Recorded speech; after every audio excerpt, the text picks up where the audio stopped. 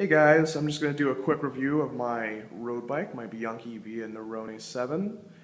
I don't know if it's via Nirone or via Nirone. I don't speak Italian, so sorry all you Italian speaking people if you watch this. I noticed on YouTube there's a very large lack of reviews for this bike, and this is the entry-level Bianchi. This is the bike that most starters, if they want a Bianchi, are going to end up going with. It's a budget bike, goes for about $800 MSRP, and I actually got mine secondhand. Got it for a steal on Craigslist, but I got the documentation with it, so I know that it wasn't stolen. That was the major thing for me. This bike is 3 centimeters too large for me, but I made it work with some aftermarket parts, which I'll talk about in a sec. It compares with a Specialized Alice, a Giant Defy 5, a Trek 1.1, maybe a 1.2, and a Cannondale Synapse or a Cat 8. It's in that same realm of budget. The kit that comes with it is a Shimano 2300, and it does the job. That's it. It does the job. It's nothing amazing. I really want to upgrade because, frankly, there's a few things that bug me about it, which is it's not very smooth. Sometimes it'll miss a gear, and that's definitely not me upshifting because I've definitely been riding for quite a while now. My major problem with these, though, is upshifting and downshifting. When you're in the drops here, you can brake, but when you want to downshift, you upshift with this lever, but if you want to downshift, you gotta hit this little button right here, which sucks because you can't be in the drops to downshift, so you have to come up. And you ruin aerodynamics, you ruin your times for Strava or whatever you're using. And it's something Shimano did for a cost-cutting measure, and I really hate it.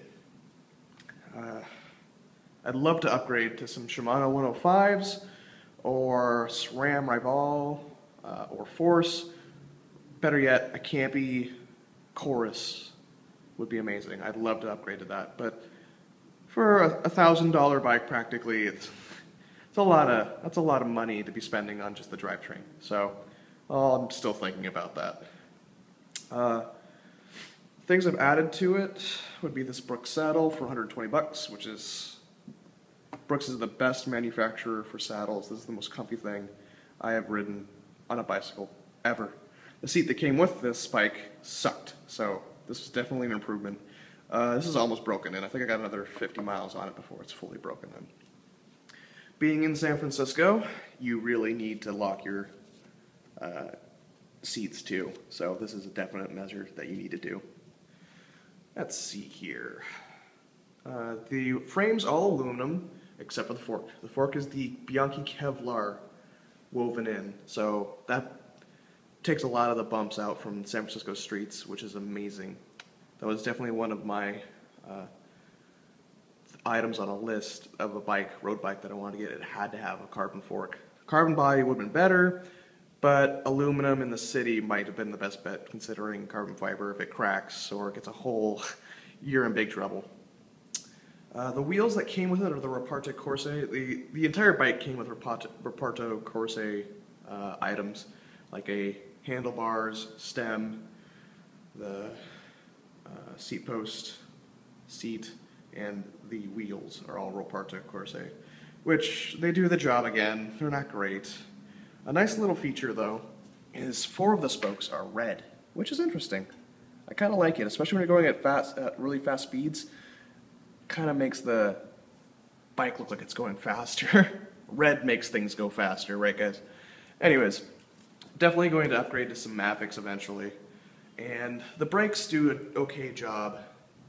Definitely need to get some new brakes because I took a crash, as you guys have probably seen already. I fractured my wrist and my thumb. Yeah.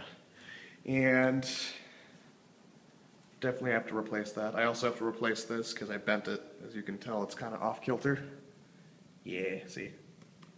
That sucked. I also added this SLK by FSA because the stem on it originally was a plus or minus 6 millimeter moving stem, and that was a Reparto Corse stem, and it was too long. So I got this one, and it's so much better. It's aluminum with carbon fiber inlay headpiece.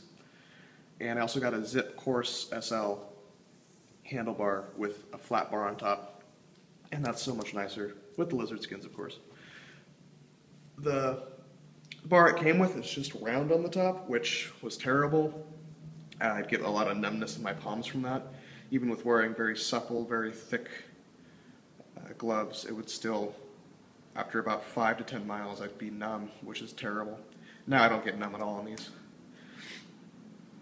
So yeah, that's pretty much it. As far as compared, I've ridden a Specialized Alice, a Cannondale Synapse, a Cat 8 as well, and a Trek 1.1, and a Giant Defy 5, and out of all of those, this was the winner hands down.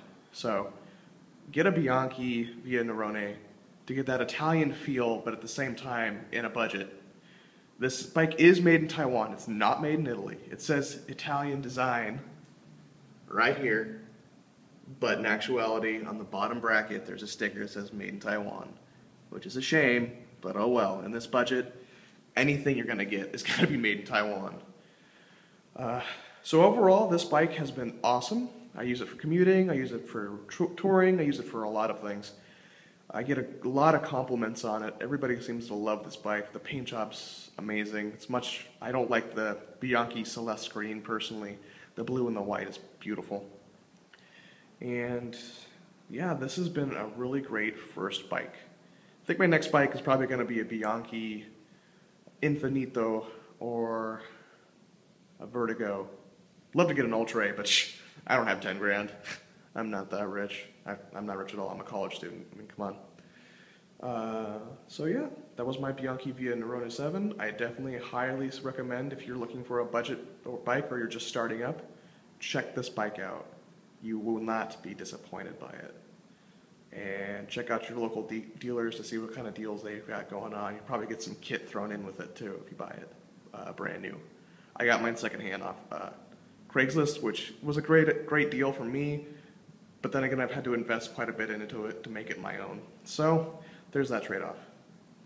And that was my review of the Bianchi via Nirone 7. Check it out.